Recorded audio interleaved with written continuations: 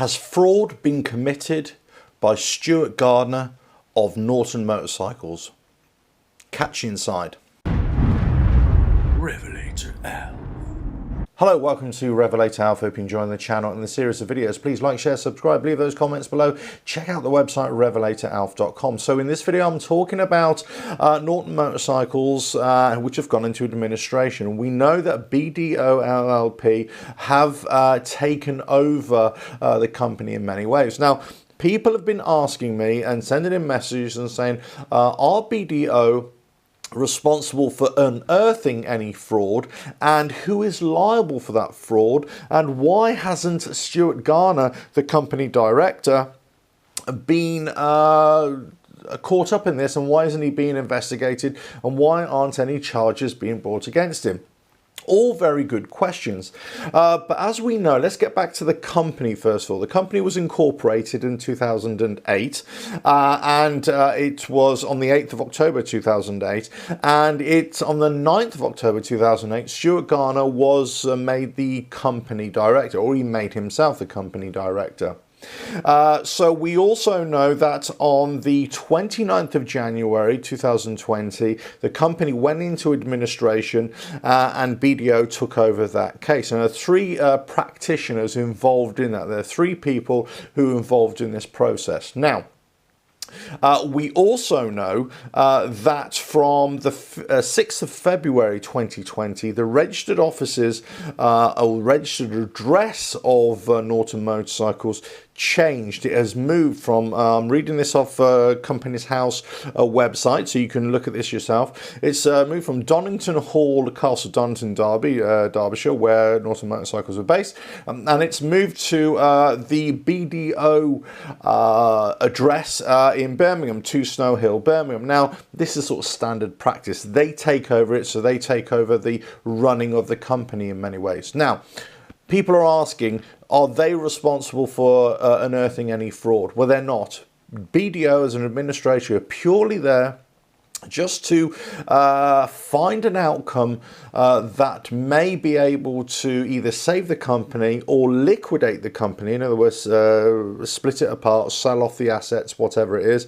And the main function here is to either protect workforce or protect incomes, or pay off redundancies if the case may be, or pay off creditors. And the creditors, the people who are owed money, or the company that, or companies that are owed money by Norton Motorcycles. That is their primary function. They're not there to do anything else. Now, the second question is Stuart Garner and Norton Motorcycles responsible for any fraudulent activity? Well, that would be a separate issue. That would be a separate investigation by the police. Now, it's my understanding that I believe there is an investigation being taken place, and I believe, I could be staying corrected on this, by Leicestershire Police into this very thing. Now, whether they're investigating whether Stuart Garner and the Norton Motorcycles as a whole was involved in any fraudulent activity in terms of procuring sales or monies from sales or pre-orders, what was done with that money, the actual motorcycles, the business model itself, how it dealt with imports and exports, how it dealt in foreign markets. It had some trouble a couple of years ago in the United States. That was kind of swept under the carpet a little bit. So there's lots of grey areas. There's lots of things within the Norton Motorcycle operation and the way Stuart Garner at the helm was steering the ship that many are questioning. Whether it was actually fraudulent, whether it was negligent, or whether it was just poor business practice, that's what is being investigated now. But that has nothing to do with BDO, the administration, the administrators. They are purely there to look at the business aspect of Norton Motorcycles, whether it can be saved as a going concern or whether it needs to be liquidated, sold off to its component parts, and hopefully either keep it as a going concern but a much smaller going concern, or that it's completely disbanded. Now, currently, there are two directors listed at Companies House that I can fathom. Stuart James Garner and Simon Peter Skinner is another director as well. But only Stuart Garner is, his role, his occupation is company director. The occupation of Simon Peter Skinner, there is no occupation listed, but his role is as an active director, as is Stuart Garner. Now, whether they have actually committed fraud or not, that would be a separate issue to the actual investigation of the company and whether the company is liable for any further prosecution. There's a distinction here. Is the company, or has the company, or has people within the company, Stuart Garner, for example, have they committed fraud? Well, then that will be a criminal case, and then that will be investigated by the police. Okay, so at this stage we have to make the distinction, I suppose, between a criminal investigation and also a company investigation, a financial investigation. There are two separate entities going on here. One, the police, you would imagine, would be investigating whether any criminal activity has taken place, whether fraud has been committed by Stuart Garner or any other parties within the company or the company itself. But essentially, it will always come down to the individual.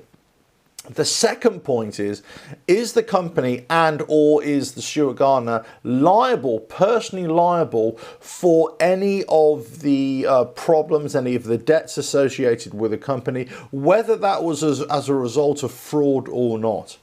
So one, yes, they would be, individuals would be criminally liable for fraud, but in terms of the company, they would not be liable for any debts that the company has. Now, let's say, for example, the company dissolves. It is a private limited company, not a public limited company. There is a distinction here.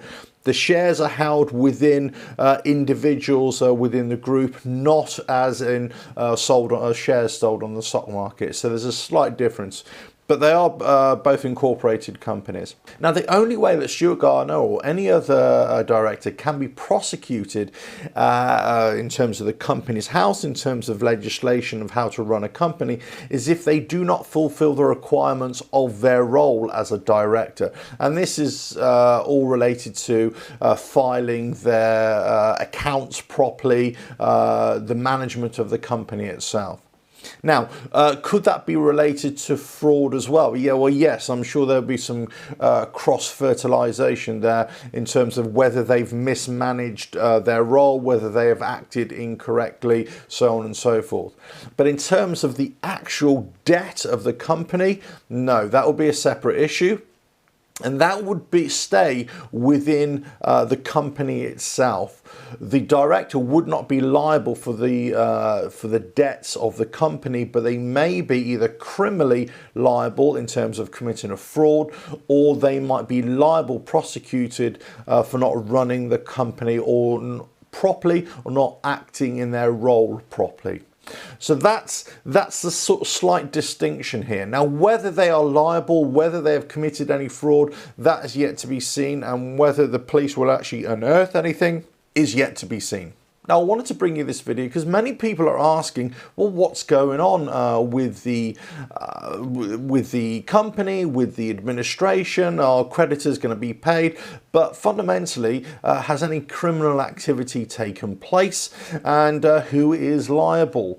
I think one of the big problems here is that it may not just be Norton Motorcycles, and it may not just be one individual here that is at fault. Maybe the investigation has to go deeper down the rabbit hole, and they're probably hoping that they don't find any more, because this web of deceit seems to be growing by the day.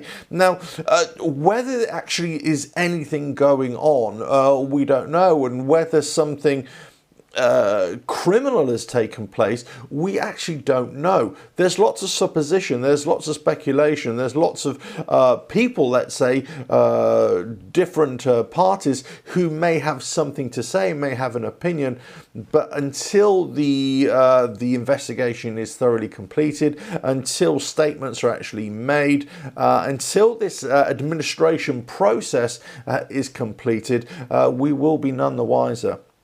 And say, you can watch my other videos and say, you know, who was in the running to take over the business, if that is indeed possible, and whether any jobs can be saved, and whether any other parties were involved in the I won't say conspiracy, but whether there was further malpractice within the company. We'll have to see. But anyway, so this is an interesting topic in terms of if you care about Norton Motorcycles as a brand, but as the company, but also if you care about it and you want to see if something is going to come of it, whether people will get their money back, all sorts of stuff. Now I'm going to make another video about how this will affect pensions and how this will affect the other aspects of the business as well. But say, please like, share, subscribe, leave those comments below. I hope you found that useful, at least to say I'll answer a few of the questions that have been floating about a bit. And so check out the website RevelatorAlf.com, click that bell next to the subscribe button, and I'll catch you again. Bye now. RevelatorAlf.